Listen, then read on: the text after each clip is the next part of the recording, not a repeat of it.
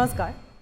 ये जो मैंने बहुत से स्क्रीनशॉट्स को मिलाकर एक कोलाज आपको दिखाया ना, इस तरह का कैंपेन सोशल मीडिया पर शाम से चलना शुरू हुआ था जब से भारत और पाकिस्तान अमेरिका की मध्यस्थता में सीज फायर के लिए राजी हुए थे और अब तक चल रहा है।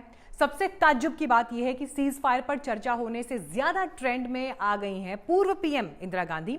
न सिर्फ कांग्रेस पार्टी के सोशल मीडिया हैंडल्स और कांग्रेस नेताओं ने अपने प्लेटफॉर्म से ऐसे पोस्ट, वीडियोस, फोटोज शेयर किए, बल्कि कई बीजेपी सपोर्टर्स और मोदी सपोर्टर माने जाने वाले सोशल मीडिया यूजर्स भी आज इंदिरा गांधी को याद करते हुए दिखाई दिए। सोशल मीडिया पर चल पड़ा कि इंदिरा गांधी होना आसान नहीं है।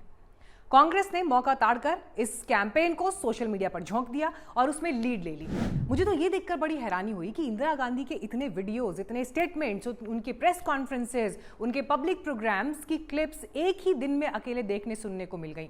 और ये वीडियोस शायद ही इससे पहले इतनी बड़ी संख्या में पब्लिक प्लेटफॉर्म पर आई हूं जिस तरह से कल भारत पाकिस्तान के सीज फायर के बाद सामने आए, जिसमें इंदिरा गांधी 1971 के युद्ध के दौरान अमेरिका को दो टूक कह रही हैं कि भारत का फ्यूचर हम तय करेंगे, कोई अन्य देश इससे मतलब ना रखे। The future of India is for us to decide and we will fight it out in India.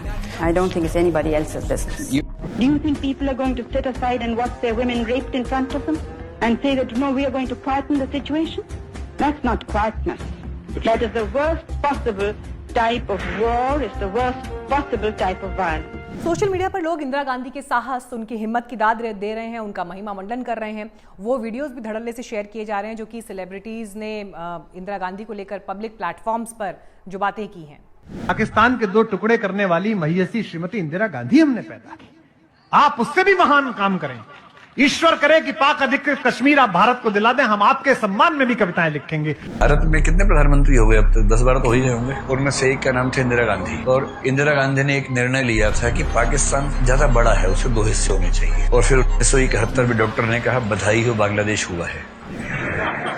एक महिला आपकी प्रधानमंत्री बनी, उसने पाकिस्तान के 2 हिस्से। बाकी लोग बोलते रहते हैं सर्जिकल स्ट्राइक कर दूंगा, ये कर दूंगा, वो कर दूंगा। उन्होंने बोला नहीं, 2 कर दिए। आप सब जानते हैं कि इंदिरा गांधी की हत्या 31 अक्टूबर 1984 को हुई थी। तो अपनी हत्या के करीब 4 दशक बाद अगर पूर्व पीएम इंदिरा गांधी आज सोशल मीडिया पर ट्रेंड कर रही हैं तो उस वजह को समझने की दिलचस्पी जरूर पैदा हो जाती है। क्योंकि ऐसे मौके पर जबकि हम पाकिस्तान के साथ युद्ध जैसी सिचुएशन में थे, तब तो आज की पॉलिटिकल लीडरशिप की चर्चा होनी चाहिए थी ना।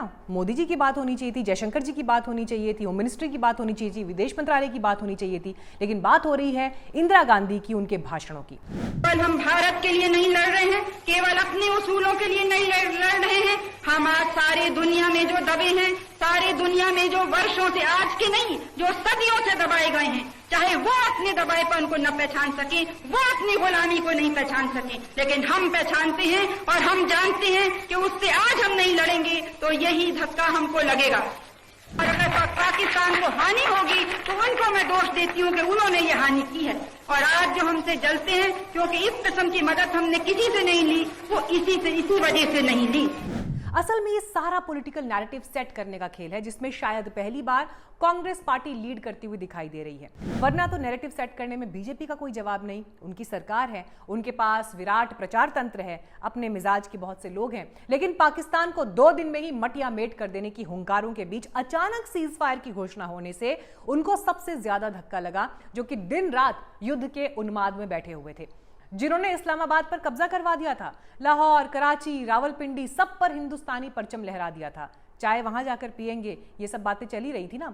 तो कल से मैं सोशल मीडिया को बहुत क्लोजली वॉच कर भी रही थी। खुद मोदी समर्थक और बीजेपी समर्थक लोग भी कांग्रेस और उनके सपोर्टर्स द्वारा चलाए गए इस नैरेटिव में बहते हुए दिखे।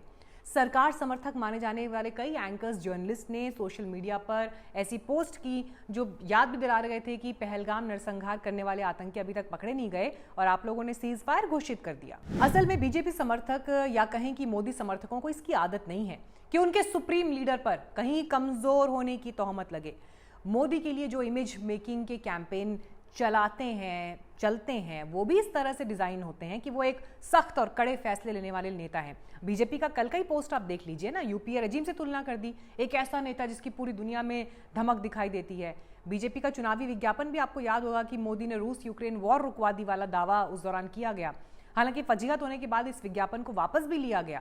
लेकिन जिन नेताओं के बारे में क्लेम किया गया कि उन्होंने दुनिया के एक हिस्से में वॉर रुकवा दी, मोदी जी का नाम उसमें लिया गया, अब वही नेता अपने पड़ोसी से सीज फायर को मान गए, ये बात उनके सपोर्टर्स को हजम नहीं हो रही। ऊपर से सोशल मीडिया पर चल रहा इंदिरा गांधी होना कैंपेन उनकी दुखती रग को और छेड़ रहा है। हालांकि ऐसा लग रहा है कि सोशल मीडिया नैरेटिव के बीच अब सरकार को बचाने की जिम्मेदारी सरकार समर्थक लोगों पर आ गई है। पत्रकार हों, उनके प्रवक्ता हों, कई और लोग जो अलग अलग प्लेटफॉर्म्स पर काम कर रहे हैं, तो वो याद दिला रहे हैं कि जिन जिनको आज इंदिरा गांधी की याद आ रही है वो 26/11 के बाद गजनी क्यों बन गए थे। इंदिरा जी मुंबई हमलों के बाद याद आई होती तो आज ये आलमनाथ देखना पड़ता। इस तरह की पोस्ट भी वायरल हैं। मीडिया की स्थिति इतनी दयनीय हो गई है कि कल तक इस्लामाबाद तक चढ़ाई करने वाला टीवी मीडिया पाकिस्तान के साथ सीज फायर के फायदे गिना रहा है। और मैं ये देखकर चौंक गई, पोस्ट वायरल हो रहे हैं कि देखिए युद्ध 2 दिन टिकता, 3 दिन टिकता, 1 साल 5 साल टिकता तो कितना खर्चा आ जाता। अभी याद नहीं आ रहा था ये सब कुछ। राइट विंगर्स के हीरो अर्नब गोस्वामी साहब तो ट्रंप साहब पर कूद पड़े जैसे ट्रंप ने लठ दिखाकर भारत पाकिस्तान से सीज फायर करवाया हो। तो असल में सरकार समर्थक माने जाने वाले मीडिया या मीडिया के चेहरों के सारी कवायद उस नैरेटिव से लड़ने की है जिसमें इंदिरा गांधी का महिमा मंडन किया जा रहा है। और वो किसी भी सूरत में ये नैरेटिव नहीं चलने देना चाहते कि बात देश की लीडरशिप पर आ जाए। कांग्रेस ने इंदिरा गांधी होना आसान नहीं है कि टाइटल से वो नैरेटिव इसीलिए चलाया कि मौजूदा सरकार की लीडरशिप को कमजोर साबित किया जा सके। और ऐसा लग रहा है कि इसमें वो कामयाब भी हो रहे हैं क्योंकि सरकार समर्थित लोग बैकफुट पर दिख रहे हैं और बहुत से आम लोग भी आज इंदिरा गांधी को याद कर रहे हैं जिनका इस तरह के नैरेटिव से कोई लेना देना नहीं है। और इसी का फायदा उठाते हुए कांग्रेस के लोग और एग्रेसिव हो रहे हैं। कांग्रेस मीडिया सेल के प्रमुख जयराम रमेश ने तो चिट्ठी भी सोशल मीडिया पर फैला दी जो इंदिरा गांधी ने बांग्लादेश बनने के 4 दिन बाद अमेरिकी राष्ट्रपति रिचर्ड निक्सन को लिखी थी। और इंदिरा गांधी की चिट्ठी की भाषा कितनी सख्त थी आज आपको जरूर पढ़नी चाहिए। हालांकि ऐसा नहीं है कि मोदी सरकार को इसका एहसास नहीं है कि तत्काल सीज फायर का शायद देश में मैसेज अच्छा नहीं गया और भारत अनाउंस करता उससे पहले ट्रंप अनाउंस कर रहे हैं तो उनके विरोधी तो छोड़िए, उनके समर्थक तक सरकार की आलोचना कर रहे हैं और इसकी वजह स्वाभाविक है। ये समर्थक वे लोग हैं जिन्हें सरकार या पार्टी के फैसलों के बचाव में सोशल मीडिया पर या दूसरी जगहों पर दूसरे लोगों या दूसरी आइडियोलॉजी वालों से भिड़ना होता है। लेकिन अब उनके सामने सवाल यह आ गया है कि इस सीज फायर को क्या कहें, क्या कहकर डिफेंड करें।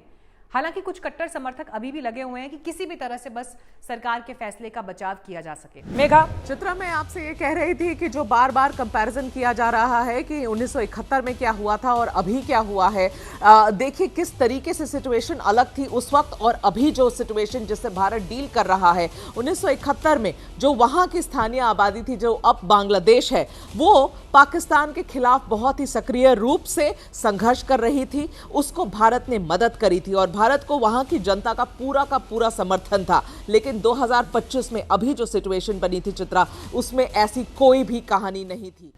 तो जैसा मैंने आपको बताया कि सरकार को भी इसका अच्छी तरह से एहसास है। विदेश सचिव विक्रम मिस्री ने सीज फायर की घोषणा वाली रात यानी 10 अप्रैल की रात जो प्रेस ब्रीफ दिया उसमें उन्होंने कहा कि मैं टीवी पर देख रहा हूं कि जनता सरकार की आलोचना कर रही है। हालांकि उन्होंने इसे दूसरे संदर्भों में कहा कि हमारे यहाँ डेमोक्रेसी है जबकि पाकिस्तान में ऐसा नहीं है। तो पाकिस्तान के लिए अजीब हो सकता है लेकिन अपने यहाँ तो ऐसा है। The Pakistani army spokesman seems to take great joy at the fact that the Indian public should criticize the government of India with regard to various issues. It may be a surprise to Pakistan to see citizens criticizing their own government. That is the hallmark of an open and functioning democracy. Pakistan's unfamiliarity with that again should not be surprising. अब सरकार को पाकिस्तान के साथ अचानक cease fire पर क्यों राजी होना पड़ा, ये बात तो सरकार जानती है। सरकार बेहतर बता पाएगी कि ये कितना जरूरी था या ऐसी क्या मजबूरी थी। हो सकता है कि शायद सीज फायर ही एकमात्र विकल्प रहा हो क्योंकि पाकिस्तान तो अराजक मुल्क है ना, वो तो पहले से ही गड्ढे में है, उससे नीचे क्या जाएगा। लेकिन हम तरक्की करते मुल्क हैं, हमारी प्रायोरिटीज वो नहीं हो सकती जो पाकिस्तान की हैं। लेकिन इतना जरूर है कि हमारी सरकार, हमारी पॉलिटिकल लीडरशिप को भी गंभीर मुद्दों पर फिल्मी अंदाज की डायलॉग बाजी करने से बचना चाहिए था। मैं आपको आश्वस्त करना चाहता हूं प्रधानमंत्री मोदी जी के नेतृत्व में जैसा आप चाहते हैं वैसा होकर रहे। सैन्य कार्रवाई कोई फरमाइशी प्रोग्राम नहीं होता, ना ही ये कोई 2020 क्रिकेट है और इसीलिए ऐसे बयानों से बचा जा सकता था। देश को तो अपनी सेना की काबिलियत पर पहले से ही पूरा भरोसा था। इस भरोसे का एक शानदार अतीत रहा है। 1971 में दुनिया के नक्शे पर नए राष्ट्र बांग्लादेश का उदय हमारी ही सेना की बदौलत हुआ। हमने इससे पहले पाकिस्तान के आतंकी अड्डों पर जो सर्जिकल स्ट्राइक और एयर स्ट्राइक किए, वो भी हमारी ही सेना की काबिलियत थी।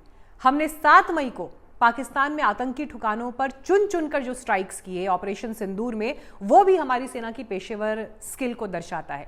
लेकिन हमारी पॉलिटिकल लीडरशिप ने अपने समर्थकों को एड्रेस करने के लिए इस मसले को जो हाइप दे दिया, जो जल्दबाजी दिखा दी, जो आउट ऑफ द प्रोपोर्शन चीजें बढ़ा दी, उससे लोगों की उम्मीदें बढ़ना स्वाभाविक था। हम 24 घंटे में पाकिस्तान को मसल देंगे, भाई आम लोग थोड़े जानते हैं कि पाकिस्तान यूं ही नहीं उछल रहा, उनके पास चीन का भी बैकअप है। और अब तो ये भी पता चला है कि तुर्की ने भी उसे घातक ड्रोन दिए हुए थे। हालांकि अब ऐसा कहना भी ठीक नहीं कि 1971 में इंदिरा गांधी ने पाकिस्तान के 2 टुकड़े करवा दिए थे और 90,000 से ज्यादा पाकिस्तानी सैनिकों को सरेंडर करवा दिया था। लेकिन समर्थकों के बीच महामानव की छवि रखने वाले मोदी जी को सीज फायर के लिए हामी भरनी पड़ी। ये कहना भी ठीक नहीं कि मोदी इंदिरा बनने से चूक गए, क्योंकि देखिए, मैं पर्सनली इस बात पर बिलीव करती हूँ कि युद्ध गंभीर मसला है और उसकी पृष्ठभूमि में 2 नेताओं की तुलना करने से बचना चाहिए। हाँ, लेकिन बचना तो फिर सरकार को भी चाहिए था, बेमतलब की डायलॉगबाजी से। बीजेपी और मोदी सपोर्टर्स को भी अब कम से कम इतना ख्याल रखना चाहिए कि अपनी सरकार के फैसले के बचाव के चक्कर में वो इंदिरा गांधी पर ही सवाल उठाने लगे। इंदिरा गांधी ने 1971 में जो किया, उसे विश्व अच्छी तरह से जानता है, समझता है। दुनिया का सुपर पावर अमेरिका तक उस आयरन लेडी की धमक को बखूबी जानता है। और अगर आज हिंदुस्तान में कोई अपने सुप्रीम लीडर को बचाने के चक्कर में इंदिरा गांधी के योगदान को कमतर करने की कोशिश करता है, तो फिर उन पर सवाल उठाता है, तो मेरे ख्याल से इस देश का जनमानस ये बात हजम नहीं कर पाएगा। मालूम है क्यों? क्योंकि इंदिरा गांधी की लोक स्मृतियां अभी भी मिटी नहीं है, वो आज भी लोगों के जहन में जिंदा है। इसको आप ऐसे समझ सकते हैं कि इंदिरा गांधी वाला नैरेटिव सोशल मीडिया पर 2 दिन से धुआंधार चल रहा है और वो राइट विंगर्स तक को अपनी चपेट में ले रहा है, और इसकी जिम्मेदार कहीं ना कहीं सरकार भी है। तो इस वीडियो में हमारी कोशिश इसी बात को हाईलाइट करने की थी कि देखिए, अब एक फैसला देश की सरकार ने, नीति निर्माताओं ने लिया है।